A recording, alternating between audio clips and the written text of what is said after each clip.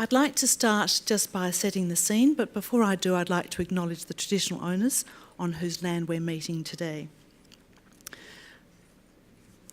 Would you mind if we had the first of the overheads?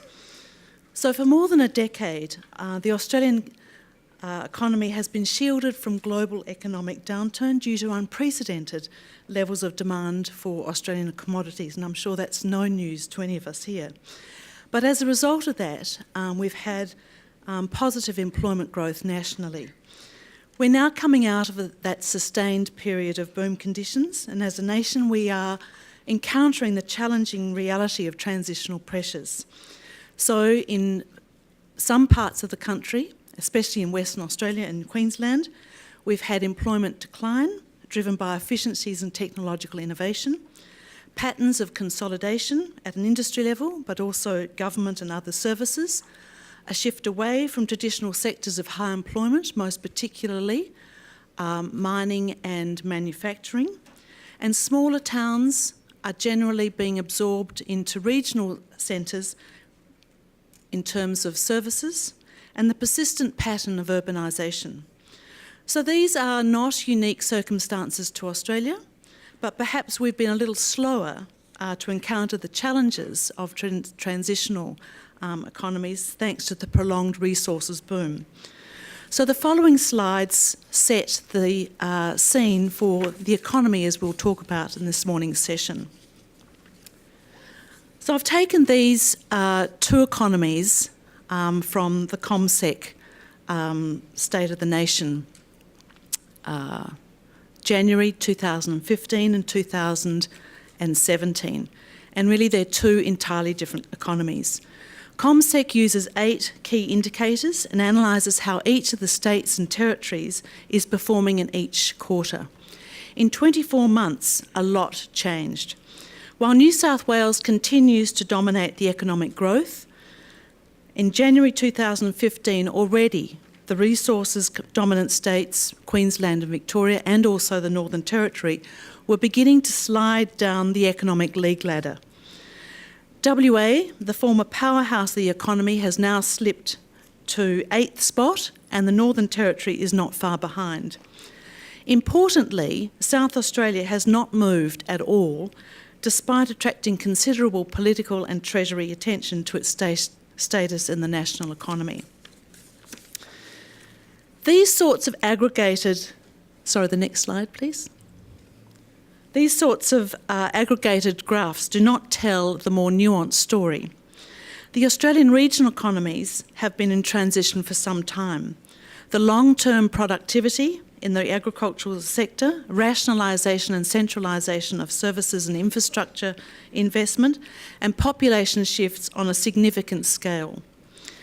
A piece of work undertaken by colleagues from the Centre for Regional Development at the University of Western Australia showed that regions, even those very close to each other, respond to economic shocks with varying evidence of economic resilience. For example, the wheat belt in Western Australia, which stretches the lower third of the state, experienced a severe shock to the agricultural industry in the early 1990s. It took a relatively short time, just 5 years, for employment levels to recover to that of the previous 5 years, but nearly 14 years for wages to return to a comparable level of the 1990s, suggesting that expendable income was significantly impaired for all of those 14 years, and probably a comparable proportion of the population disappeared from the wheat belt. Within that time span, that 14 years, communities within that region showed varying capacity to respond, some recovering considerably sooner than others. And clearly the processes driving innovation and national economic growth are fundamentally spatial in nature. And for the last 2 decades, more regions in Australia have experienced positive employment growth, but those jobs are not necessarily the jobs that we need in Australia if we are to improve its productivity in the next 5 to 10 years. The indicators of adaptive capacity from the Productivity Commission's recent preliminary report, Transitioning Economies, shows that if we are to be an adaptive economy, we need to have a qualified workforce. And we also need to be able to demonstrate that that workforce has experience, that we are demonstrated evidence of entrepreneurship, and that youth engagement in work and study, so constantly the opportunity to upgrade qualifications, high proportion of an available workforce which has the capacity to work, that is, they have qualifications, they have ability to access transport, they have the ability to access bandwidth and internet, they have access to resources, natural resources. And are those jobs of the future high value, harnessing the knowledge economy, expanding skills and enhancing job creation? Certainly in regional Australia, regional, rural and remote Australia, I don't think we can tick many of those boxes. This graph is taken from PricewaterhouseCoopers, a report understanding the economy from the ground up. And according to this report and Australian Bureau of Statistics, close to 1 in every $5 comes from just 10 locations in Australia. That's 10 locations out of 2,214. In total, business and government invested $350 billion into the 2,214 regions in 2015. That equates to about $158 million per location. More and more locations are suffering decline, with just a handful becoming more and more important. And of those 10, 9 are in capital cities. Of note, one of those, the East Pilbara, is one of those 10 locations, is also one of those in the previous slide which has least adaptive capacity. So, we are encountering profound changes in the Australian workforce. Certainly automation is on the horizon. Job quality decline for a growing cohort, particularly those who are poorly educated and without experience. Globalisation of tradable jobs, a high level of uncertainty and underemployment, particularly for women and young people. This slide, taken from the Reserve Bank of Australia, clearly shows that the resources-dominant states, Western Australia and Queensland, are encountering the pains of market readjustment after more than a decade of high employment and high household expenditure. Property markets have progressively declined in both of those states, and the unusually high wage levels are now adjusting to bring wage levels in both states back to more in line with other states of Australia. And most particularly, a decline in wages in the mining sector relative to wages in other sectors is having a significant impact, most particularly in Western Australia. So how well and how quickly can Australia respond to these challenges, and how well will we define our performance in the global economy in the future? So I'll now turn to our panel. I won't give you a full recital of their CVs, which is now in your program, but I'll ask our panel members for their views. Briefly, Chris Sutherland, MG programmed, the Honourable Dr. Andrew Leigh, Federal Shadow Assistant Treasurer, and Renée Leon, Secretary of the Federal Department of Employment. So I'd like to start by asking our panel, generally, what's the big deal? Is it really a national concern that we have an uneven economy? So I'll start with Chris. I think there is importance attached to that question, and that's mainly because we are seeing a divide occur, and there are a large number of people who feel they haven't got any advantages out of, almost 20 years of economic growth in the country now. There's a divide between, I think, university-educated white-collar workers who tend to be more mobile as well, and they tend to, therefore, even if they were born in a regional area, tend to come and work into the city. And then with non-university educated blue-collar workers who also tend to be less mobile, And whether it's actually they're in the region, in fact, or even when they're in the cities as well, they certainly feel like they're being disadvantaged right now.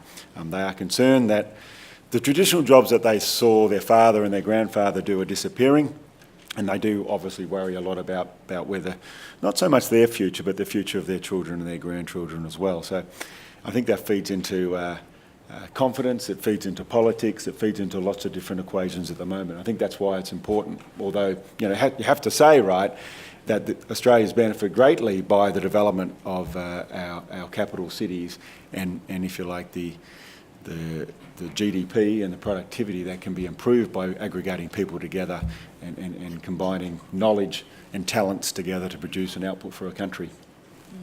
Renée, your views?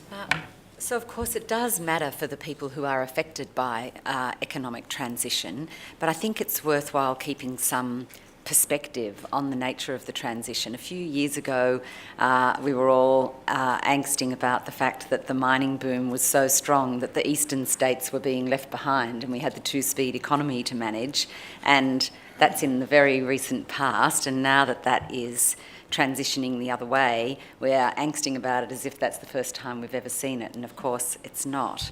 By and large, the economy does adjust as work shifts and as the goods and services that are in demand shift. But the reality is, as Chris refers to, that for the people who are in the middle of the transition, government does have a role in ensuring that that transition is supported. Most people do find their own jobs when their industry changes. About 70% of the workers from the Ford factory are now transitioned into new jobs. And so while we all put a lot of effort into that, it doesn't happen just by accident, but there are more jobs being created all the time. And I know one of your slides talks about automation as if it's something that's going to happen in the future, but of course it's been happening for decades, and each time a job's automated, there are some impacts for the workers who fear that that's the end of the road for them. But in fact, what automation's doing is improving the quality of jobs. It's meaning that many physically demanding, dangerous, repetitive jobs are now being replaced by machines, and the transition for the workers who are in those jobs into other jobs needs to be supported, but that the jobs of the future are actually better jobs. So I think there is always reason to look at where both the benefits are being reaped and where the costs are falling, and to make sure that government has support and programs in place to help people make the transition. But we ought not stand in the way of transitions that are overall making the economy more productive and making jobs more interesting, more safe and more productive. Andrew. Fiona, thanks for a provocative question and for having me along today. It's always fun to be back speaking at CEDA. I think you judge the quality of a conference by the quality of the coffee stand out the front, and on that basis, this is a high-quality conference indeed.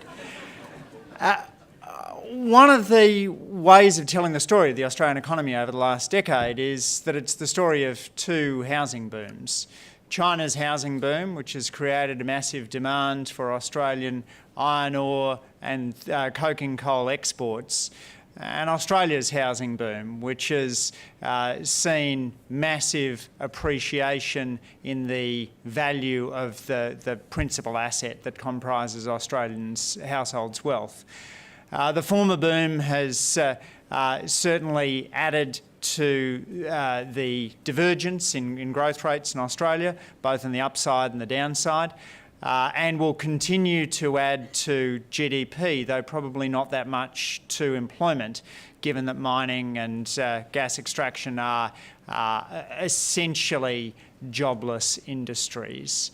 The Australian house price boom has fuelled consumer spending to a point, but I think now we're getting to a stage where many Australians find that the record debt-to-income ratios are causing them to be cautious consumers, and you're seeing that in the Reserve Bank's comments. The question of regional differences is in some sense another way of thinking about inequality as a whole. We know inequality has risen in Australia over the last generation. Pretty much any measure you look at, you've got rising inequality. I wrote a book called Battlers and Billionaires a few years back about inequality, and just since I wrote that, the number of billionaires has almost doubled in Australia. And you see it when you go around the country as a local politician. You go to inner Sydney, where there is very high concentrations of wealth, and people talk to you about the top marginal tax rate and whether that's too high or not. And this is a tax rate paid by the top 2% of Australians. You spend some time in northern Tasmania and they're much more concerned about a different marginal rate. They're concerned about the effective marginal tax rates paid by someone moving from welfare into work, which isn't 49.5%, it's 70, 80, 90, 100%. So that story of regional divergence is one that you see very vividly as you travel around. So you've written, I know, extensively about social and economic implications, but how does a government responsibly invest, Andrew, in entrepreneurship, skills development, higher education, while many in the electorate are demanding that government ensure job security, even though many of those jobs are not, or are the wrong sort of jobs for the future? So I think, Fiona, the key word in that question is ensure, which is that when you're faced with uncertainty, you should take out as much insurance as is reasonable. And in this case, the form of insurance that someone born in the year 2000, getting ready now to finish school, looking at a career that'll have them in the labour force till 2060 or 2070, the form of insurance they should take out is very general skills. We can't be sure what jobs will be around in 2060 or 2070, but we know they're going to be radically different from today. So we need an education system that gives them better literacy and numeracy, not just because they spend more time in education, but actually because our education system is more productive. We hold a rare distinction in having gone backwards in the international PISA tests for grade 9s in every subject in every year over the course of the last 15 years. So we need to fix that up. We need to make sure there's more university places for anyone who can get there, and that the trades training system is working as effectively as possible. And then there's taking a more egalitarian and cost-benefit approach to infrastructure and making sure that things like road and rail spending are based on the productivity payoff, not the electoral margins, and that you don't just get gigabit speeds on your broadband if you happen to live in an affluent neighbourhood, but you get that in a poorer neighbourhood as well. I might direct the question to Chris in perhaps a different way. I note that last week the Committee for Perth released a survey of 4,000 Perth-based respondents. How is life after the boom? 37% of respondents said that they experienced career disruption in the last 3 years. 38% considered themselves better off 5 years ago. 48% expected no improvement in the quality of life, and 72% expected no real wages growth in the future. So given that your company is probably one of the largest recruitment and labour services companies and manages significant blue-collar workforce, how is your company addressing this challenge of having the right jobs for the future? We've come out of a mining boom. How does your company address perhaps that electoral challenge that I addressed to Andrew? I think we've certainly put a lot of thought into it, and I guess one of the areas is it's in the kind of training that we can offer people, and we often talk about real training for real jobs, right? And we currently have about 2,000 apprentices and trainees kind of working across our business. Many of them are working in, if you like, with other organisations, very large organisations, and so that's where potentially the real job is. But equally, many of them also working for opportunities that we have in our own business. I think we've always looked for where there is disadvantage, and I think that's, for me, the heart of the problem is that there's two ends of the spectrum. There is a young person who, for different reasons, is not going on to university, and their options going forward don't don't look so good for them. I think the pathways aren't that clear. And often there's some disadvantage that has caused some disruption to their own life that has meant that their choices are limited, right? And, again, I don't think we can solve every problem in Australia, but we certainly just try to do it. I almost say one job at a time. And, we recently was introduced to a lad. He had a 40% hearing disability, been bullied at school, so therefore wanted to leave school at year 11. What option did he have, right? And so we sat down and we took him to 5 different kind of jobs in 5 different days and said, do you want to try one? And he started one, and now he's gone back into a traineeship that we're half supporting. And I think that, what we need is that businesses right across the country to be more actively involved in engaging with youth, and particularly the youth that aren't going to university, rather than just at the graduate kind of days at university. So that's one end. And the other end, I'd say, is it's a 50-year-old plus non-university educated worker who, again, is finding it very difficult. They've suffered a lot of disruption over the last 3 or 4 years. We used to employ a lot more forklift drivers across our business 10 years ago than we do today, and largely as automation has come through, they're not required. And again, we are trying to have discussions about what are those other opportunities. And it's a classic case: can you turn a forklift driver into maybe a care at home social worker or some of these other options? And these are options that they would never think of, but actually this is where we actually have job opportunities for people in our business. So it's not easy, but I think that we need to create as a system better pathways for those two group of people in particular. And perhaps I can add to what both Chris and Andrew have said in that respect, that one of the things we find in our surveys of employers is that the thing that deters them most from employing young people, a cohort that's really important that they make a successful transition into work at that early stage of their career, is their lack of what we call employability skills. Just the basics of working in a team, engaging with customers, turning up on time, being well presented, communicating well. And so you might have thought those things could be taken for granted, but they are actually things we've now invested in providing for all of the young people on the unemployment caseload access at an early stage to employability skills training and access to internships, so that the kind of job opportunities or tasters in different workplaces that Chris is talking about can be made available to all of the young unemployed people who are dependent on government for support and helping to make that transition into work. And so that business of employability skills, paradoxically, you need at the other end for the mature age workers, because the employability skills of the future are now somewhat different. Many of those older workers did not grow up in an age where we all had a screen at our fingertips, and yet many of the jobs of the future in their industries will be digitally aided. And so investing in the digital literacy of the whole workforce is going to be and is already something that we're doing, but it's a very important feature. And how do you do that? But how do you do that? So, for example, it's being now built into every vet training course, is that you don't just learn to do something in a non-digital way, you're learning all the time to do it digitally. We've put digital literacy in as part of the component of employability skills training, so that whatever career you're going into, you will need to be able to do it in a digitally enhanced way.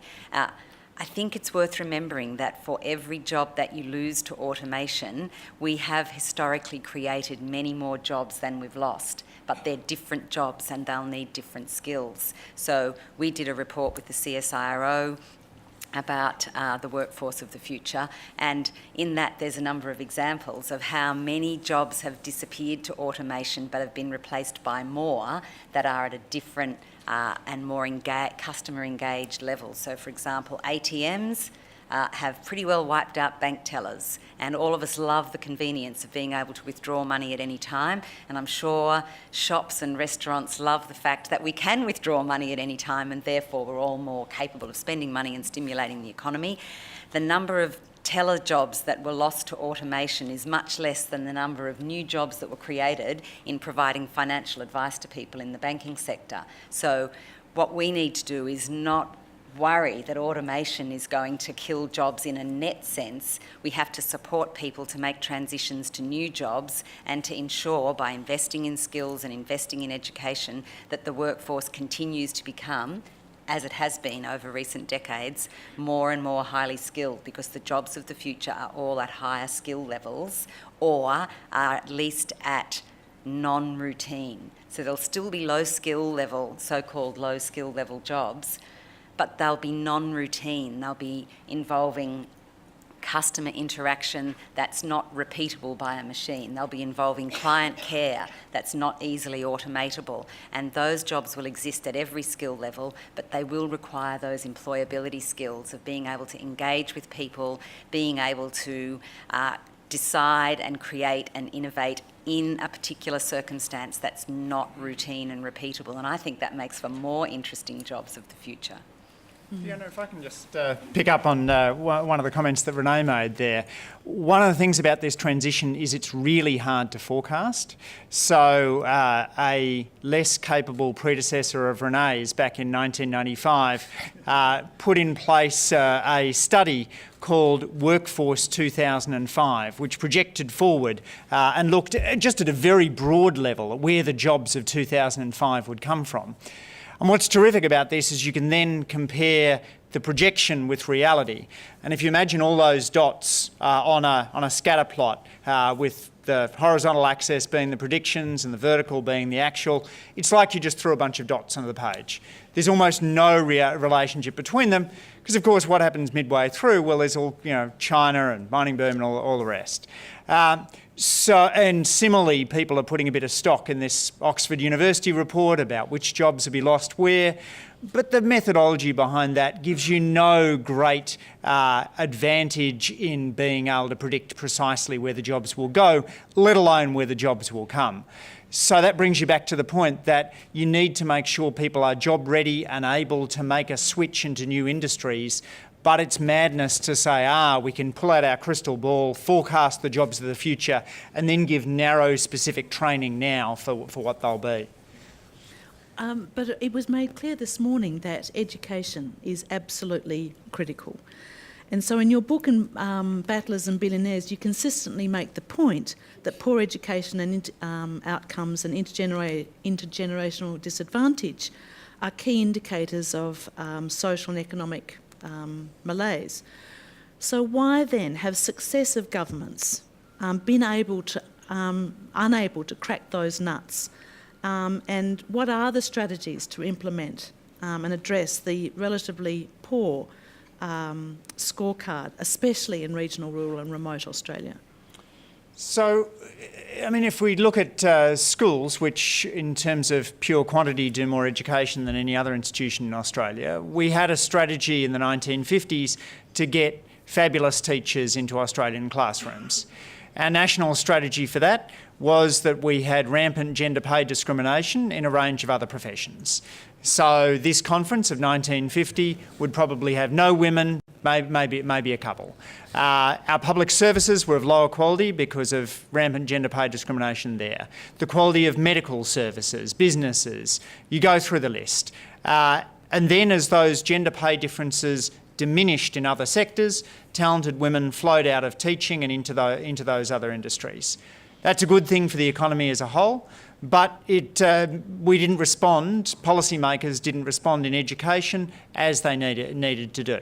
And so if you look at the academic aptitude of new teachers just over the last generation, the chances of a new teacher being at the top of his or her school class has halved, the chances of them being in the bottom half has doubled. And that's because policy didn't keep up with the social changes that were taking place. There is hope. You look at the turnaround in teacher quality just in a generation that Finland managed to achieve. Not everything about that is replicable, but there's certainly something we can learn from their ability to go from trailing Australia in test scores to massively outpacing us. Chris, I'm interested to know whether the VET sector, vocational education and training, are responsive to your companies and especially your employees' challenges. I think that's quite an issue around the country at the moment. While there's been, I think, a lot of funding as well as, I think, quality improvement that's gone into the tertiary sector. And, you see many of our universities, I think, do an outstanding job and rate very high.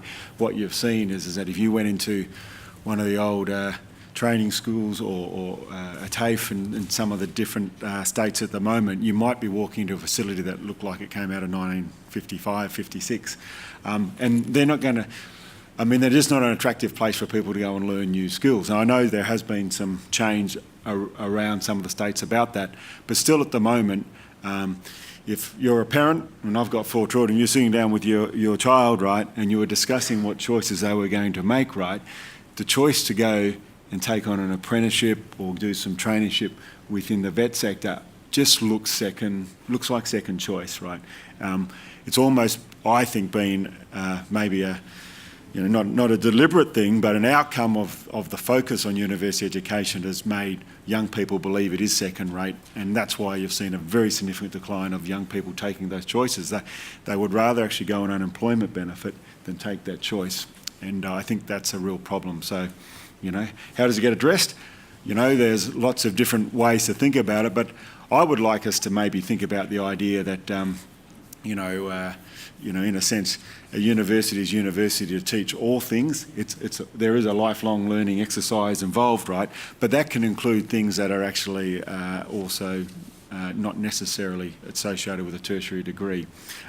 There are elements of that at RMIT and other places like that, but I think the idea is from year 12 you should go and learn some more skills, and whether you're doing an engineering degree or a law degree or a finance degree, or whether you're doing a certificate 2 in refrigeration mechanics or something like that, it should be seen as a very positive step for your own personal development, and will create better job and career options for you in the future. And I think it's worth noting that people who have a certificate 3 or certificate 4 have very, very high employment outcomes. So we see people getting those kind of certificates. There are still plenty of jobs for people with certificate level qualifications, and it's a pathway that many of the people who are on unemployment benefit, we assist them to get that sort of qualification and get into work. So, Renée, on your public policy agenda, are there any levers that are available to enhance increased adaptive capacity beyond education, so that entrepreneurship, that nimble and enhancing small business especially, and how, especially in regional, rural and remote Australia, where so much activity for the last 12 years has been focused, how do you, what are the levers available to you? So I'm pleased to say we actually have a very successful program to start for young people and for any age people, but we're focusing particularly on young people at the moment, to start their own business, which is the new Enterprise Incentive Scheme, operating for over 30 years now, so across many changes of government. You don't see many programs that have had that length of success and not been axed by one government on the changeover. And it is a scheme that provides people on income support with additional assistance and a business mentor to start their own business. And so there's now 3 decades of successful experience in that, and we've been expanding it so that it is now available to more people every year. We are running workshops about being your own boss for young people, because young people quite often don't think that starting a business would be something they could do. That sounds like something their mum or dad might be doing. And for them to realise that they can actually start a bicycle repair business or a dog walking business or one of those little businesses, many of which end up employing people themselves, is a really positive step for them. It's also a pathway that we make available to workers in transition. So Chris talked about sometimes it's not easy to persuade a person who's been a forklift driver all their life that they could become a disability care worker, though we have had some success in doing that in areas that have been affected by the automotive transition. But you can much more easily persuade a forklift driver that they could run a lawn mowing business. And so we are providing that kind of transitioning support for people whose industries are in decline. When we had the last industrial revolution, it took more than a generation for the jobs that were lost to, get caught up with the jobs that were being created. We're now creating more jobs every year than are being lost, but we do put much more effort into helping people make that transition in their own lifetimes, not in the lifetimes of their children, and making sure that we educate affected communities about the options that are available to them and give them that skilling through life, not just once when you leave school, but at any point of your career transition, that there is support available to reskill people and to give them pathways into new employment is increasingly how we think about it. I'll address one last question to Chris, but I'll then turn it over to you, so perhaps you can be thinking about some tricky questions. But someone in private enterprise, Chris, the Reserve Bank of Australia Assistant Governor Chris Kent said in November last year that the relatively poor growth of non-mining business investment since the GFC in 2007 and 8, and that despite the low interest rates and the depreciation of the Australian dollar, that there is still persistent high levels of uncertainty in the private sector and a low appetite for risk within the business community. So how, in private enterprise, what needs to change in order for private enterprise to be less risk averse? I think the amount of risk that we see have to be reduced. I mean, I think for a period of time now, when we sit around a board table looking at making any kind of investment decision, right? I mean, we've seen heightened risk politically. We've seen, we've felt certainly a greater degree of uncertainty about potentially the direction of the economy, about the people that are going to buy the good or service that we're planning to invest further in. I think generally speaking, people have seen more risk. As I said, it's to do with potential changes in government regulations. It's to do with concern that consumers have increased their levels of debt, potentially, on a rising house price in some states anyhow, but also that ultimately does create some risk as well, because I think there is just general concern, can the economy sustain the rate of growth it has? Now, it's not to be kind of negative, but it's just to say, well, with this heightened risk, should we also leverage ourselves, borrow money and make that investment, or should we actually be conservative in our decision making right now, which actually does, in a sense, protect the jobs that we have and the business that we have. And I think most companies at the moment are sitting on the side of taking that conservative approach, probably for good reason, because, as I said, there does seem to be a higher degree of change and uncertainty in the environment that we work in right now. Now, questions from the floor. Thank you. Renée, George Osborne from the city of Hume, which is in Melbourne's north, one of Australia's great growth corridors. My question is regards to federal resourcing for local solutions to federal problems. So our city has been very fortunate to be a very good partner with your department over several years now. We've run a number of innovative programs with a very highly networked local approach, but we wouldn't have been able to do it without the resourcing from your department.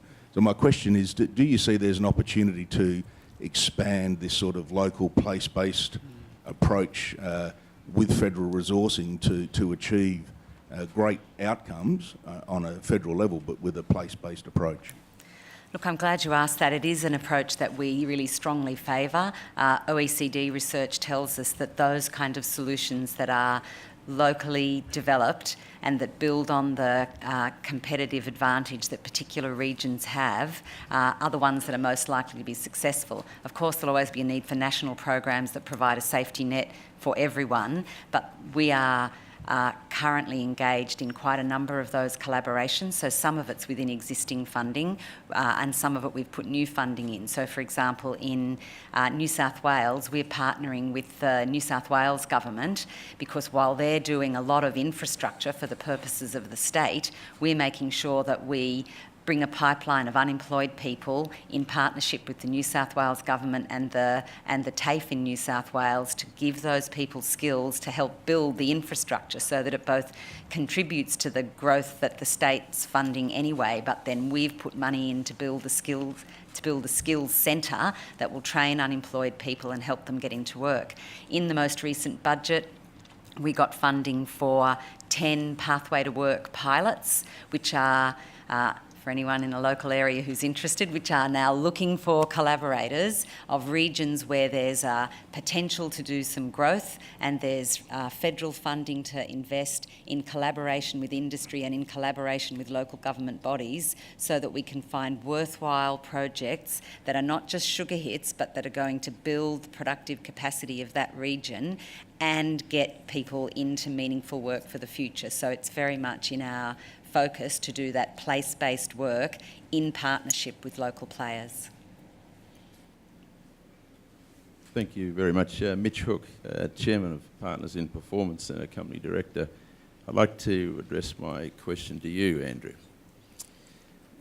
Recently I heard that the developed economies are running in the bottom brackets of the program of international standards assessments, whereas developed economies used to be in the top 3.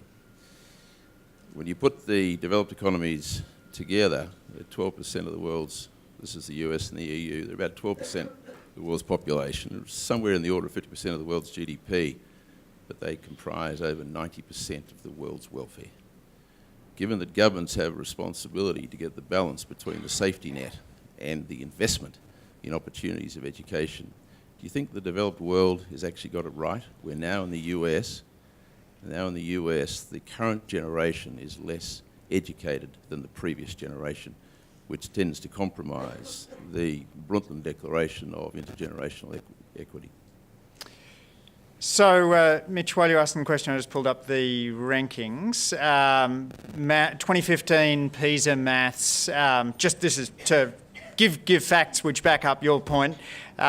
Singapore, Hong Kong, Macau, Taiwan, Japan, urban China, Korea.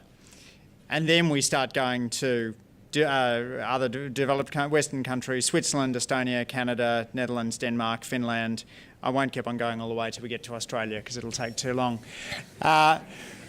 But I do think that those countries have done very well on mathematics in particular. The challenge is for them to develop educational systems which are also enhancing creativity, which, as we know, is one of the cornerstones of entrepreneurship.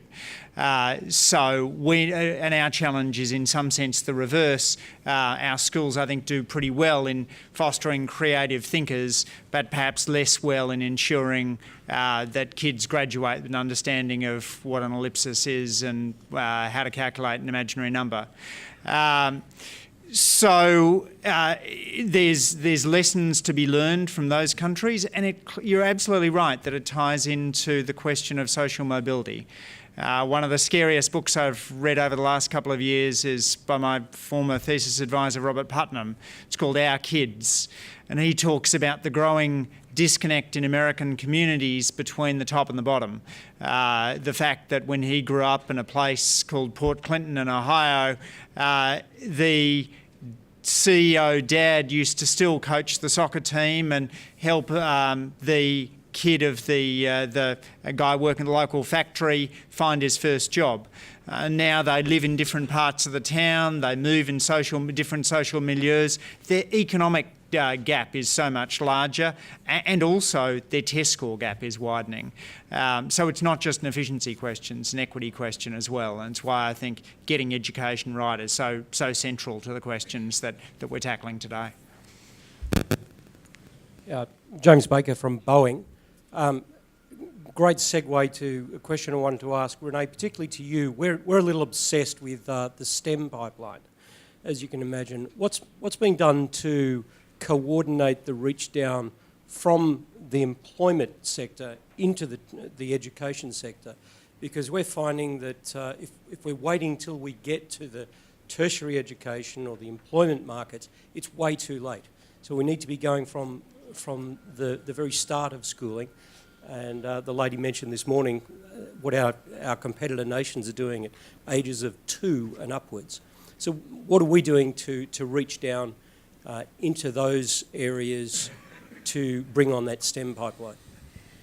So paradoxically, Although we have invested a lot in STEM education, our STEM graduates are getting the worst employment outcomes. And so it's hard to get school kids to get interested in a STEM subject if they can't see the job that's going to be at the end of it. So I think it is something that government and industry are going to have to really work on together, because we are doing a lot in schools to encourage more kids to do STEM, and especially to encourage girls to stay in STEM fields, because we know that workforce of the future is going to need a lot of that STEM-based, and that STEM will no longer really be a separate piece of kind of work, but that STEM will infiltrate everything that we do. But we aren't yet seeing a good pathway into jobs. And so people who do science degrees at university are basically being told, well, you'll have to leave Australia to get a job. And if that's the pathway that young people see, that there aren't the jobs at the end of it, it's hard to get them inspired to do it and to prioritise it over other subjects that they could do while they're at school. So I guess what I think we need to do is do much more of that, showing kids a pathway, and also integrating STEM in with the creative and humanities and arts subjects, because it won't be enough to have a pure science degree. You'll need to be able to create and deal with people and think about how your sciencey subject can actually lead to real life solutions for people. So yes, government must and is invest in STEM down in the school, but we have to create pathways into jobs that are in Australia and that our young people can see a real future in. Can I just make a quick comment about that? I've done a lot of work around the area, particularly maths, and also particularly with maths with girls. And so I actually think that when we think about STEM, and particularly maths, it's not just about thinking about a narrow selection of careers where you might say, well, if I do that, I can get a job as an engineer, right?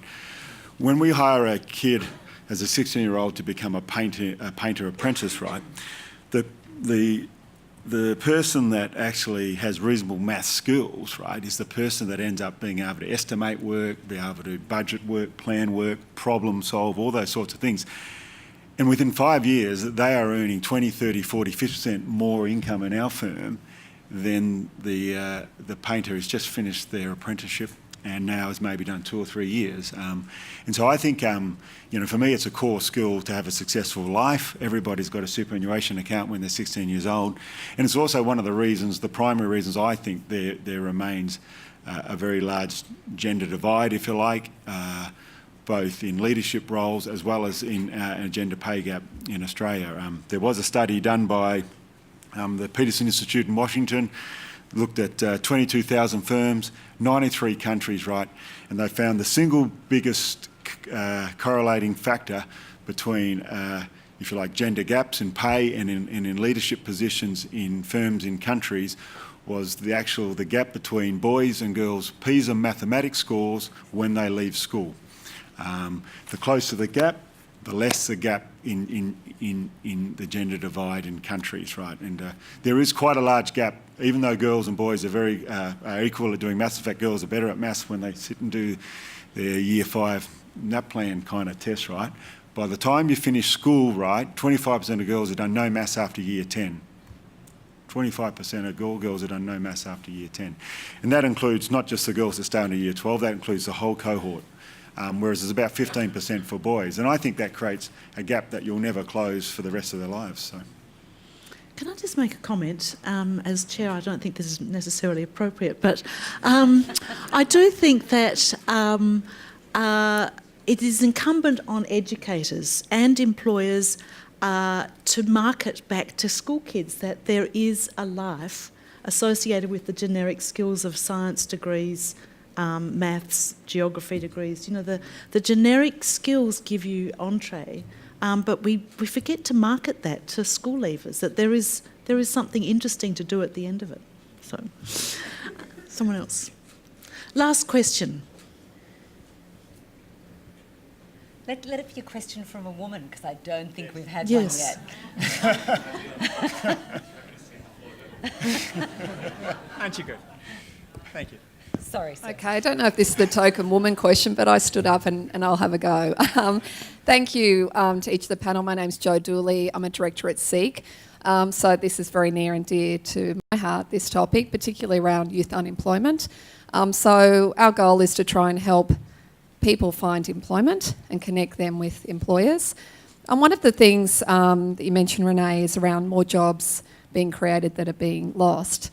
One of the things I'm concerned about is the sorts of contracts that those jobs that come with those jobs. So we're seeing a trend which is big in the US around 0-hour contracts.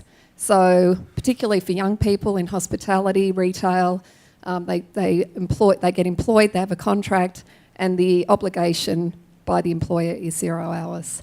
And it plays to this whole thing of, we'll call you when we're ready, and if you're not available, it goes to someone else that's also got a contract with us.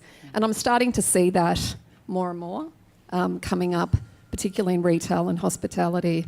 And it's a real societal problem, I think, that we're going to be creating here, particularly for young people. So interested in the thoughts of the panel. Yeah. So I might start, but of course Chris is, in this field as well.